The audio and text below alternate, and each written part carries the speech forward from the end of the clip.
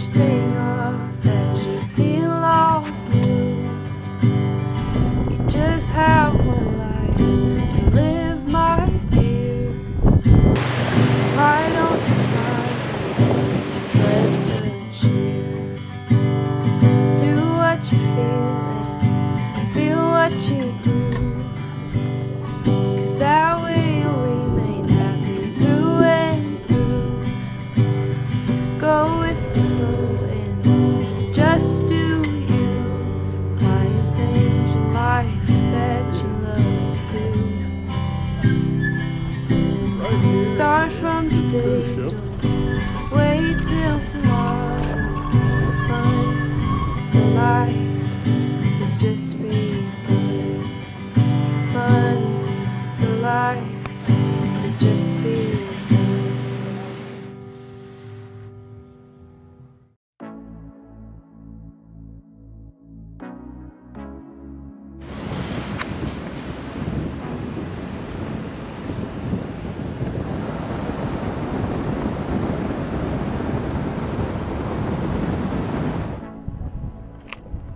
What?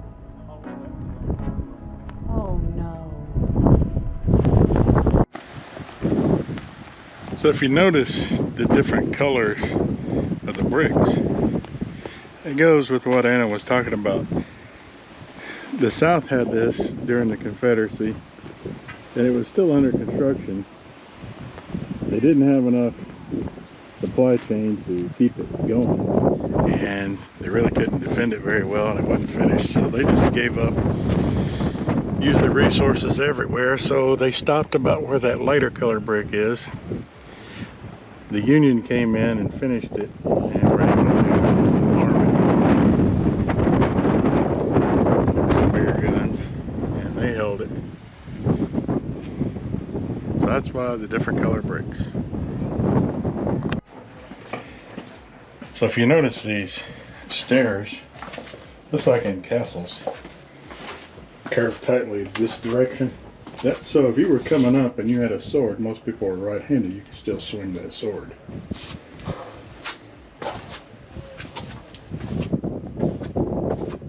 Although by this time, sword fights were not quite as common.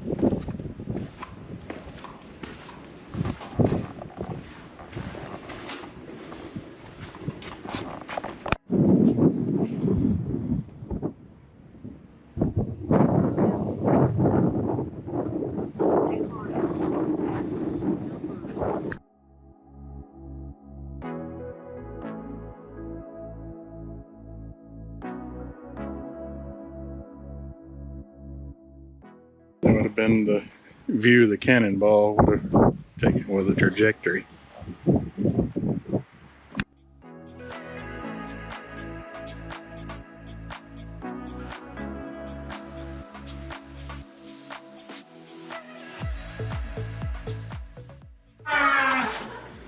So if you were ever in the military, you know these hinges here, this copper and brass and all that would have been polished.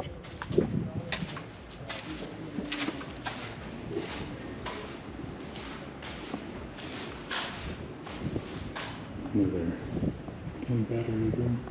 Look at the construction. It's really cool.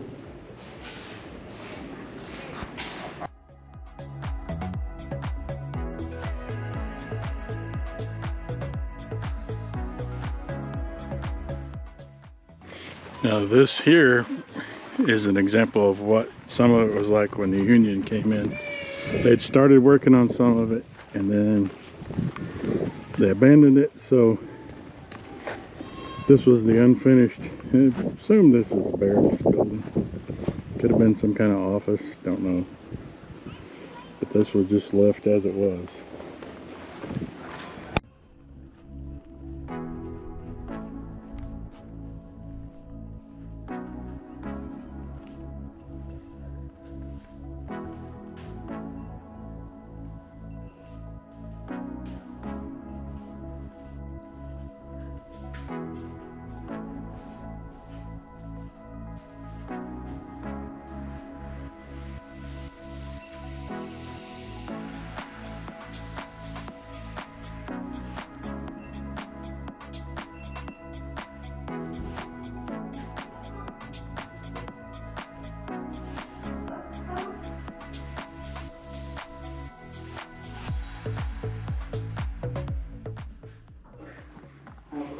This is a true stone oven.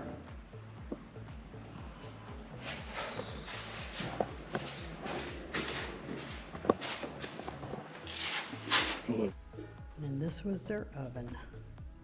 So there was probably a fire heating it from beneath, and they'd put stuff inside the oven and it would cook all the way through. This is a true stone oven. This is a metal rod that they used to hang pots on. They would move it out so they could stir whatever was in the pot, and then they would move it back over the open fire in order to keep it cooking. That's something you'd be good at, stirring the pot. I like to stir the pot. And of course every kitchen needs a sink, and this was the well. They used it to pump water out of the well that was beneath, and they would run it right on down there.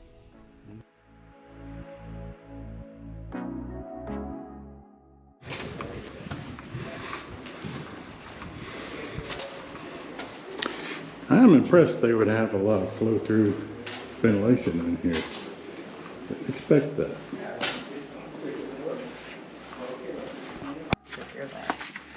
Okay. This is a privy. Of course you know that. But I'm thinking, knowing the military, even back then, there would have been at least 2 more holes in here. Because the military is not big on privacy. So this probably would have been a 3-seater.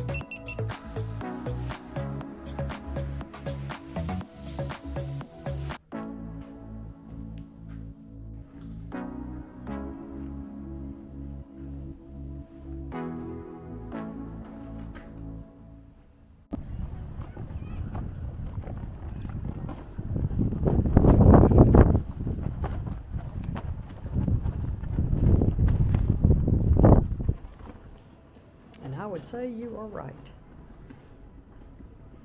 Got a great room, got your spittoon. And your games on your tables.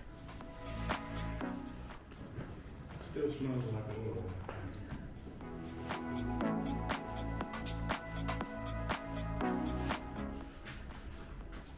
I never had this, had a little.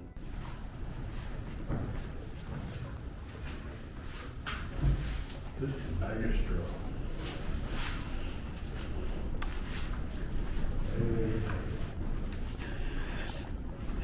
Their memory mattress was that they remembered every morning how hard it was.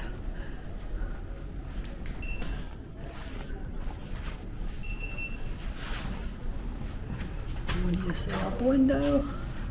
At the courtyard.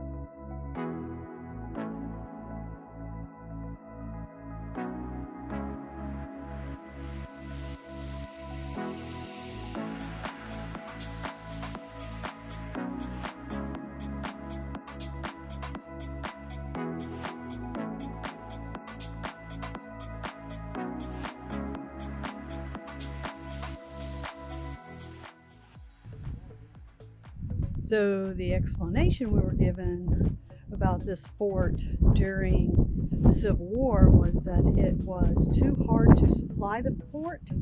So therefore, Robert E. Lee commanded that it be abandoned. So the Confederates abandoned the fort because it couldn't be protected. All they had here was a bunch of small arms. At the time, they didn't have any cannons that were big cannons that could reach out to the water, so it could not be defended. And he felt like that their efforts to defend would be better suited with another location. So they did abandon it, and the Union Army came in and they brought with them some bigger guns or cannons, and they were able to maintain this fort for most of the war. If you notice, the flag's a little different too. It's a star instead. The stars are in the shape of a star. Until after the Civil War, there wasn't really a standardized way a flag had to be lined up. Just as long as they had the right number of stars, you were good to go. So this particular flag, there were 35 states at the time, so 35 stars in the shape of a star. And then Taft came along and standardized. Then the Taft administration decided that they wanted them in rows so that they all looked the same, and so they standardized them.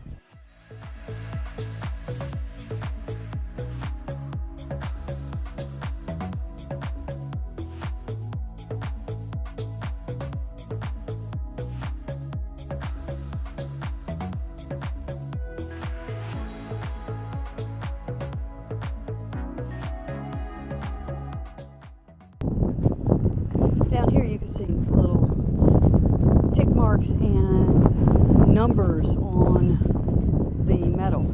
Those were degrees, and so they would set up the degrees of the shots to try to be more accurate with firing their cannonballs, because it was a lot of energy to shoot a cannonball. You had to get it into the cannon, you had to load it with gunpowder, and you know, it took a group of people to do it, and so you wanted to be accurate. Can you imagine how hard it would be if it was in radius? There was a lot of math that went into artillery even then. Tortelli's law was just as important then as it is now in firing a projectile. So they really had the trigonometry and everything down pat, even at this period in time.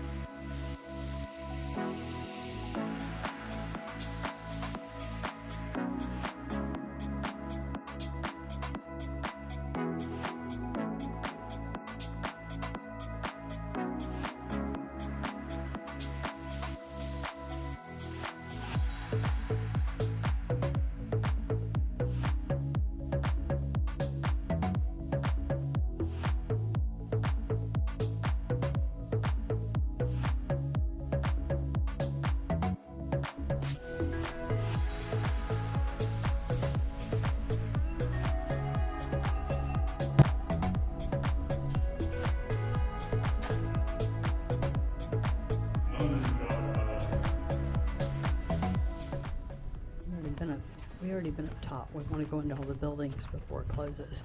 So we actually got a late start because we went to the History Museum first, because it had much shorter hours. And then we got here and found out that it closes at 5 o'clock. So trying to get everything in, at least see it.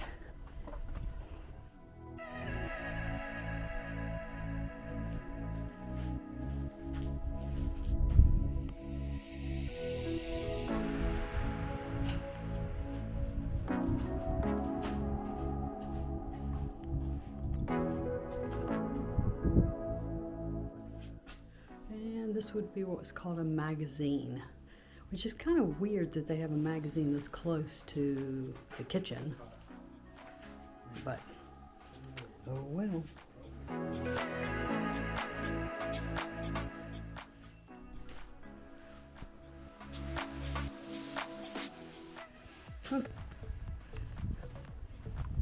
War privies.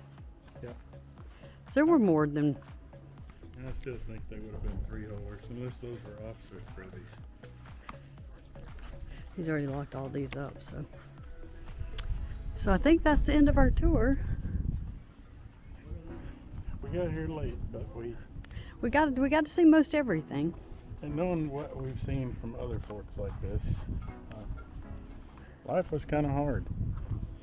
But for those of you who are used to armed forces radio and television, you'll know that this is part of our American military heritage.